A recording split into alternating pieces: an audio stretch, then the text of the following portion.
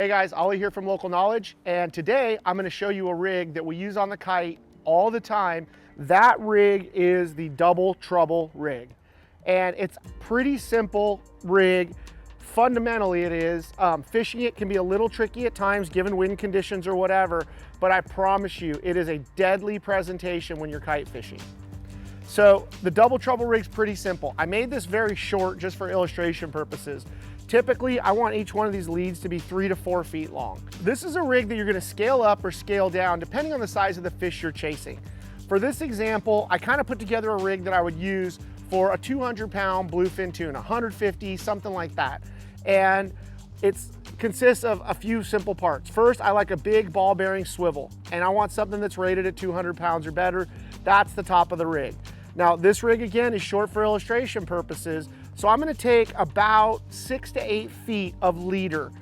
In this case, I'm using 200-pound Seaguar Premier, and what I'm doing is I'm gonna run it through the ring on the swivel.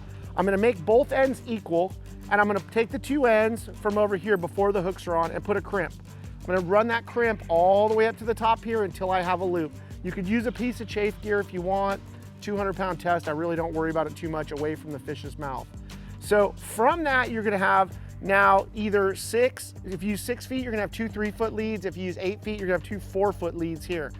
On the other end of that, I'm gonna pick a bait hook that is sized depending on the size of bait that I'm using. So here, when we do the Double Trouble, a lot of times we'll use a medium-sized mackerel or a couple of really big sardines. This is a 6.0 Nemesis circle hook from VMC. These are great hooks. They've got a little bit of offset to them, and they catch the corner of the mouth a lot more times than they don't. So I'm gonna crimp those on. In lighter applications, if you were chasing 60-pound tunas, you could tie all this, no problem at all. But for this application, I'm gonna crimp my hooks on. This part here is gonna dangle from the swivel on the kite. Now, something to note, if you're using really light baits, like a couple of sardines, you might need to put some weight above the swivel to hold this thing down and just give it enough weight so that the baits will hit the water instead of lifting up because they're so light.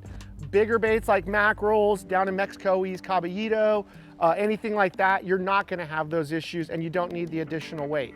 The theory of this, and I think as I hold this up, you can kind of get the picture, when you put those baits out, you're gonna drag them out, 100 yards off the side of your boat, 80 yards, something like that. Those two baits are gonna start swimming around like a merry-go-round. And it drives the fish nuts. It's twice the commotion. They see a couple of struggling baits and it makes them crazy. So hooking the baits to put on here, I've got this lure that I'll show you as an example, but you're basically gonna wanna hook the bait right in front of the dorsal fin and come through like that. Both baits are gonna be hooked. This one's got a little weight in the nose, but hooking it in front of the dorsal fin will kind of keep their head up, and so they can spin around, and it's something to see. You'll see the commotion right underneath your rig. These guys will be spinning around as fast as they can, raising a ruckus. It absolutely drives fish nuts.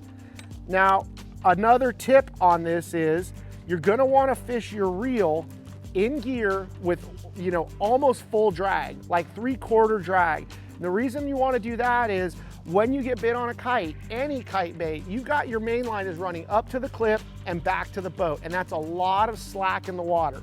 For that reason, we put the kite clips really, really tight. We wanna set the hook from the kite actually while it's still attached to the clip.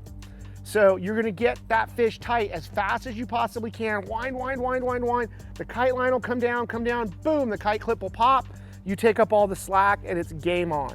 It couldn't be a more simple rig or a more effective rig, and it works with everything from little tunas all the way to giant tunas.